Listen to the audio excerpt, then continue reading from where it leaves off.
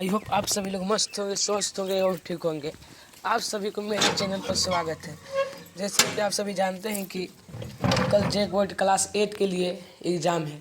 मैं उसी का मैथ का सेशन कंप्लीट कराने जा रहा हूँ। आप लोग ध्यान से देखिएगा और समझिएगा दोस्तों।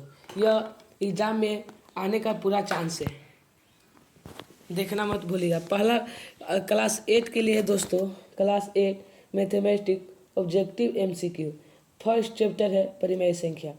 पहला क्वेश्चन बोल रहा है दोस्तों, परिमेय संख्या किस रूप में लिखी जाती है? ए में दोस्तों, बी में दोस्तों ए बी, जहाँ ए बी पूर्णांक हो, केवल प्राकृतिक संख्या, डी में केवल दशमलव संख्या। तो इसका सही आंसर होगा दोस्तों बी होगा। सही आंसर होगा दोस्तों बी। सही आंसर होगा दोस्तों बी। जैसे मैं यहाँ भी लिखा है, परिमेय संख्या वास्तविक परिमेय संख्या ए बटा बी के रूप में लिखी जा सकती है, जहाँ ए बी पूर्णांक हो, बी डज नॉट जीरो हो।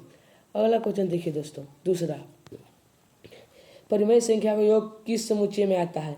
तो परिमेय संख्या का योग ए में हमेशा पूर्णांक, बी में हमेशा प्राकृतिक संख्या, सी में हमेशा परिमेय संख्या, डी में कभी कभी परिमेय संख्या। तो इसका सही आंसर होगा दोस्तों कि दो परिमेय संख्या का योग हमेशा परिमेय संख्या होता है। क्या होता है दोस्तों?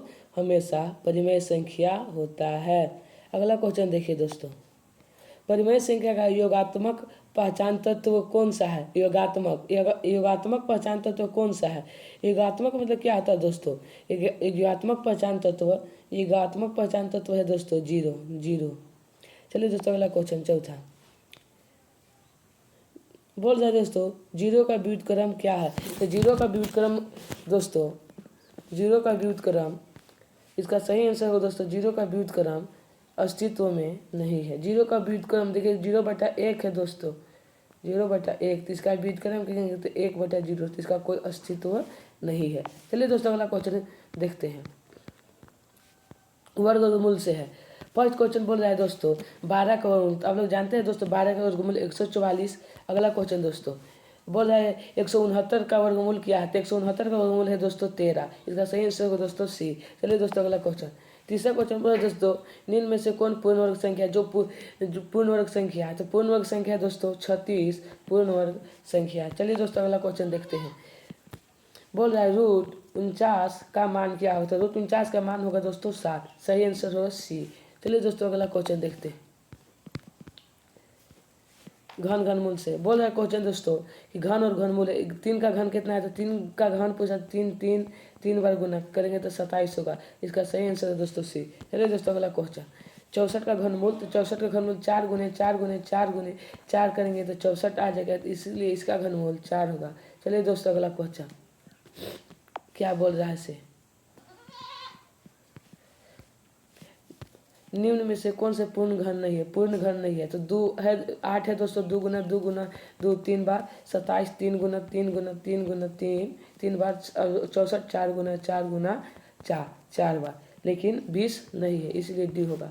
अगला देखिए दोस्तों, बोल रहा है क्यूब 125 का मान क्या होगा? तो क्यूब 125 का मान होगा दोस्तों 5। अगला देखिए दोस्तों, घातांक और घात से है। बोल रहा है दोस्तों 2 का क्यूब मान, तो 2 का मान होता है दोस्तों 2 का क्यूब 8। अगला देखिए दोस्तों, ए बराबर 0 जहाँ ए बराबर डज नॉट जीरो, ए बराबर डज नॉट जीरो, तो ए के पावर 0 बराबर जब भी मान होता है इसका 1 मान होता है। चलिए दोस्तों, अगला क्वेश्चन, 10 के पावर 2 गुना 10 के पावर 3 इस सेम है, तो पावर जुट जाता है, तो 10 के पावर 5। तो 10 के पावर किस में 5, तो 10 के पावर 5 है ए में। चलिए दोस्तों, अगला क्वेश्चन बोल रहा है 5 के पावर 3 भागा 5 के पावर 2, भागा में है तो घट जाता है, 5 के पावर 3 - 2 तो 5 के पावर 1। इसका सही आंसर होगा दोस्तों 5 के पावर 1 यानी 5A। अगला क्वेश्चन देखिए दोस्तों, संख्याओं के साथ खेलना है। बोल रहा जी किसी संख्या के कारण 0 2 4 6 8 से हो तो वह कौन सी संख्या कहलाती है? सम संख्या कहलाती है। अगला देखिए, 9 का विभाज्यता का नियम किस पर आधारित है? अंतिम 2 अंक इकाई अंकों का योग से कहलाता है। सही आंसर होगा दोस्तों सी, अंकों का योग। अगला क्वेश्चन देखिए दोस्तों, निम्न में से कौन अभाज्य संख्या है? अभाज्य संख्या जो एक और समय और एक के अलावा किसी और संख्या से ना कटे वह अभाज्य संख्या है। तो सही आंसर होगा दोस्तों 29 अभाज्य संख्या है। अगला क्वेश्चन देखिए दोस्तों, वह सबसे छोटी अभाज्य संख्या कौन है? तो सबसे छोटी अभाज्य संख्या है 2। सबसे छोटी अभाज्य संख्या 2, सम संख्या भी है 2 ही। चलिए दोस्तों अगला क्वेश्चन बोल रहा है 3x + 5 में पदों की संख्या, तो पदों की संख्या 1 है दोस्तों। इसका सही आंसर होगा दोस्तों ऑप्शन नंबर ए 2, लेकिन नहीं दोस्तों, इसका सही आंसर होगा दोस्तों 2, यानी 2 पद है। अगला क्वेश्चन देखिए दोस्तों, समान पद जिनके संख्यात्मक गुणांक समान हो, जिनके चर समान हो, घात समान हो, जिनमें केवल चर हो, तो इसका सही आंसर होगा दोस्तों option number B. Option number B, जिन पदों के चर और उनकी घात समान हो। अगला क्वेश्चन देखिए दोस्तों, a + b का होल स्क्वायर होता है, तो a + b का होल स्क्वायर है दोस्तों a² + 2ab + b²। अगला क्वेश्चन देखिए दोस्तों, x² - y², तो x² a² - b² इसका फॉर्मूला होता है a - b और a + b, तो इसका सही आंसर होगा दोस्तों ऑप्शन नंबर सी। अगला क्वेश्चन देखिए दोस्तों, 12 के गुणनखंड की संख्या कितने हैं? तो 12 कितना कैसे कटता है? 1 से कटता है, 2 से कटता है, 3 से कटता है, 4 से कटता है, 6 से कटता है। तो के गो हो गया? एक 12 से कटता है, तो के गो संख्या हो गया? 6 गो हो गया दोस्तों। इसका सही आंसर होगा दोस्तों सी। आगे चलिए, अगला क्वेश्चन है दोस्तों 2x + 2y का गुणनखंड। तो 2 को अपन निकालेंगे, दोनों में है, तो 2 × x + y, तो एक 2 × x + y किस में है? तो ए में, ऑप्शन नंबर ए। चलिए दोस्तों अगला क्वेश्चन देखते हैं, x² + 5x + 6 का गुणनखंड। तो x² + 5x + 6 का गुणनखंड। तो इसमें देखेंगे दोस्तों, गुना करने पर 6 और जोड़ घटाए पर 5, तो 3 और 2 है, तो x² + 3x + 2x + 6। अब कॉमन निकालेंगे, तो कॉमन निकालना पड़ेगा दोस्तों x + 2 x ² + 3x + 2x + 6, तो इसको कॉमन निकालेंगे, इस दोनों में x निकलेगा, तो x + 3, फिर इधर तो x + 3x + 2 ए होगा। अगला क्वेश्चन देखिए दोस्तों, निम्न में से कौन सा अभाज्य गुणनखंड है? तो अभाज्य गुणनखंड सी है दोस्तों, अभाज्य गुणनखंड सी है। अगला क्वेश्चन देखिए, 2x + 3 = 7 है, तो 2x = 7 में से 3 घटेगा तो 4 हो गया, 2 से 2 में भागा करेंगे तो 2। अगला क्वेश्चन, x - 5 = 10, तो x = 10, इधर 5 इधर माइनस हो जाएगा प्लस, तो x = 15। Option number C. बहुत सिंपल क्वेश्चन है दोस्तों, ये एग्जाम में देखने के लिए मिलेगा, ये बहुत ही सिंपल है। 3x = 21, तो x = 21/3, तो 3 से 21 काट दिए तो 7 हो गया। सही आंसर सी। पूरा सिंपल क्वेश्चन है दोस्तों। निम्न में से कौन सा एक चर वाला रैखिक समीकरण है? तो एक चर वाला रैखिक समीकरण है 2x + 3 = 5, ऑप्शन नंबर बी। अगला क्वेश्चन देखिए दोस्तों, राशियों की तुलना, चैप्टर 9 राशियों की तुलना, 2:3 किसका उदाहरण है? तो अनुपात का। अगला क्वेश्चन, यदि एक राशि 50 है, दूसरी राशि 100 है, तो उनका अनुपात, तो 50/100। इस ई कट गया, 5 एकम 5, 5 दूनी 10, तो 1/2 यानी 1:2। इसका सही आंसर होगा 1:2। अगला क्वेश्चन देखिए सॉरी, किसी परीक्षा में 20 में से 15 प्राप्त 20 में से 15 प्राप्त किए, तो 15/20 गुना 100, 20 × 25 100, 15 × 25 75। इसका सही आंसर होगा दोस्तों ऑप्शन नंबर सी। आगे देखिए दोस्तों, 3/4 को प्रतिशत में लिखें। 3/4 है, प्रतिशत से 100 गुना 4 से 100 25 बार में 25 दिया 75%, ऑप्शन नंबर डी। अगला क्वेश्चन, सीधा और समानुपात का आंसर है। यदि किसी वस्तु की कीमत बढ़ने पर खर्च क्या होता है? तो सीधा क्या होता है? तो सीधा समानुपात। क्या होता है दोस्तों? सीधा समानुपात का उदाहरण है, सीधा समानुपात का उदाहरण है। अगला क्वेश्चन, यदि मजदूरी की संख्या बढ़ने पर कार्य पूरा होने का समय घटता है, तो वह किसका उदाहरण है? तो प्रतिलोम अनुपात। किसका उदाहरण है? प्रतिलोम अनुपात। अगला क्वेश्चन देखिए दोस्तों, सीधा अनुपात एक्स वाई का अर्थ है कि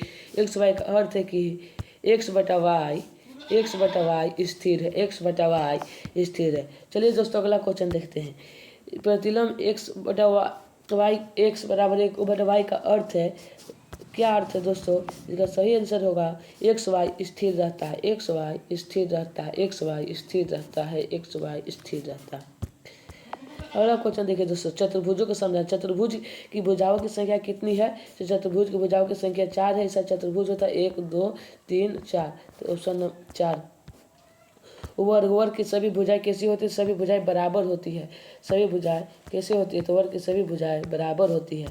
अगला आयत में सभी कोण तीक्ष्ण होते हैं, सभी कोण अधिक कोण, सभी कोण समकोण, कोई समकोण नहीं होते। सभी कोण आयत में सभी कोण समकोण होते हैं।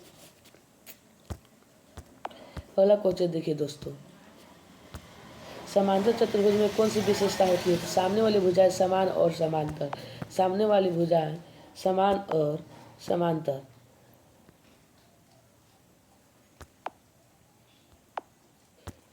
सामने वाली भुजाएं समान और समांतर होता है। अगला क्वेश्चन देखिए दोस्तों, अगला क्वेश्चन ठोस आकारों का चित्रण है। क्वेश्चन बोल रहा है दोस्तों, घन क्यूब की सतह होते हैं। तो घन के सतह कितना होता है दोस्तों? तो घन के सतह 6 होता है, घन के सतह 6 होता है। बेलन के कितने घुमावदार पृष्ठ? तो बेलन के 2 घुमावदार पृष्ठ होते हैं। बेलन के दो घुमावदार पृष्ठ होते हैं। अगला क्वेश्चन, घनाभ के सभी सतह किस आकार की होती है? तो सभी घनाभ ऐसा होता है, इसका कैसा आकार है? तो आयत। कैसा है दोस्तों? आयत। तो इसका सही आंसर होगा दोस्तों आयत। अगला दोस्तों, शंकु में वक्र की सतह। तो शंकु में वक्र की सतह 2 होता है दोस्तों। शंकु में एक वक्र की सतह एक ही होता है दोस्तों। शंकु में वक्र की सतह एक होता है। अगला इस चैप्टर से नहीं पूछेगा उतना दोस्तों, द्विविमीय आकृति है दोस्तों। आयत का क्षेत्रफल आप लोग जानते हैं, आयत का क्षेत्रफल होता है, परिमाप होता है 2 × लंबाई प्लस चौड़ाई। आयत का क्षेत्रफल लंबाई गुना चौड़ाई। अगला देखिए त्रिभुज का क्षेत्रफल। तो त्रिभुज का क्षेत्रफल 1/2 गुना आधार गुना ऊंचाई। अगला देखिए एक वर्ग की भुजा 5 सेंटीमीटर, उसका क्षेत्रफल वर्ग ऐसा रहता है E5 तो इसका क्षेत्रफल बोल रहा है, तो वह 4 गुने भुजा तो 5 गुने 4 कर देंगे, तो 5 गुने वर्ग का क्षेत्रफल पूछ रहा है दोस्तों। तो वर्ग का क्षेत्रफल होता है भुजा स्क्वायर। इसका सही आंसर होगा दोस्तों 25 सेंटीमीटर स्क्वायर। अगला देखिए वृत्त का क्षेत्रफल होता है दोस्तों πr स्क्वायर। वृत्त का क्षेत्रफल πr स्क्वायर, वृत्त की परिधि 2πr। अगला क्वेश्चन देखिए दोस्तों, घन का आयतन निकालने का सूत्र 4a स्क्वायर। घन का आयतन निकालने का सूत्र 4a स्क्वायर नहीं दोस्तों, 1 क्यूब होता है, 1 क्यूब। अगला क्वेश्चन, घनाभ का आयतन लंबाई गुने चौड़ाई गुने ऊंचाई। अगला क्वेश्चन, बेलन का आयतन 2πrh, बेलन का आयतन 2πrh, πr स्क्वायर h, बेलन का आयतन πr स्क्वायर h, बेलन का आयतन πr स्क्वायर h। चलिए दोस्तों अगला, आयतन का मात्रक क्या है? तो आयतन